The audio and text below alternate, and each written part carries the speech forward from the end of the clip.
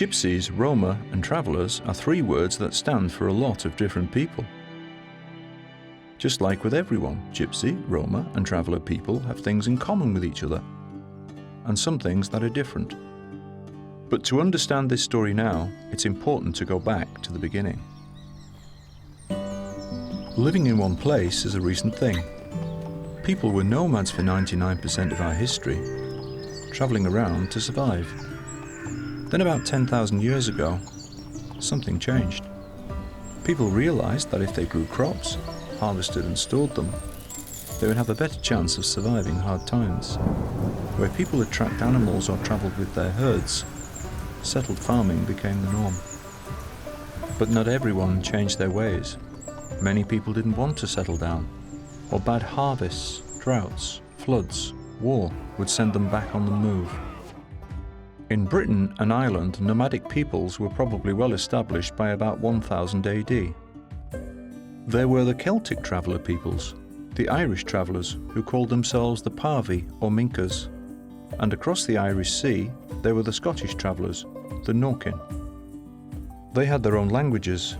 The Irish travellers talked the Gammon and the Scottish travellers spoke the Bula Ragad.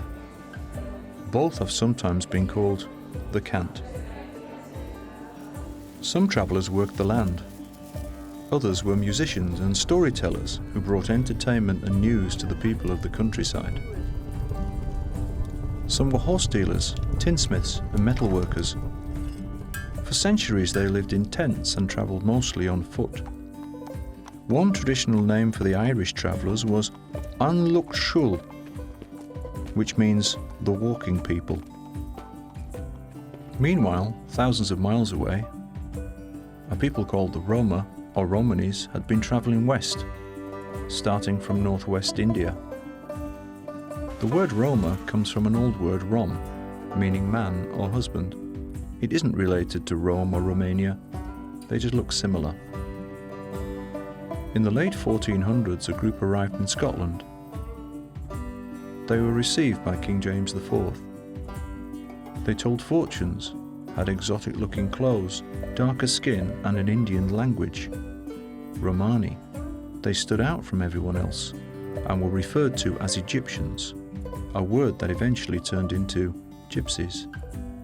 As time went on, they did much of the same work as other travellers. Some were specialists in other trades, like wickerwork, charcoal burning, even pearl fishing and snake catching. In the 1500s and 1600s, there were some attempts to expel them from the land. In some cases, people were deported across the sea, or even hanged for being gypsies. But by the 1700s, Romani gypsies lived all over Britain. Some families mixed with the travellers who were already here. Down in England and Wales, like elsewhere, most nomads lived in tents made from arched sticks stuck in the ground with canvas on top. But some gypsies and travellers put their tents on flat carts to keep them off the cold, wet ground. The traveller's wagon was born. The bow-top became a common sight in Ireland as well as Britain. Later, wagons were purpose-built in various shapes and sizes, mobile works of art. Over the years, travellers went back and forth across the Irish Sea and the borders of mainland Britain. Some worked on the canals and motorways, fought in wars for their country, and many became self-employed. They did jobs like scrap metal collecting, roofing, flour selling, and tarmacking, trades you could take on the move, trades that continue today. Romani people from other parts of Europe continued to come, in small numbers at first, with more arriving in the 21st century. So those three words, Gypsies, Roma, Travellers, they hide a lot of meaning. They get used in lots of ways, but they're just the names of people, like English, Indian, or Italian. Over the years, some travelling people have settled down. Some move less often, and others hardly at all. But however they live, they take their languages, memories and cultures with them. They are proud of their roots and their family, and why shouldn't they be? After all, if you go back far enough, There's a traveller in every story.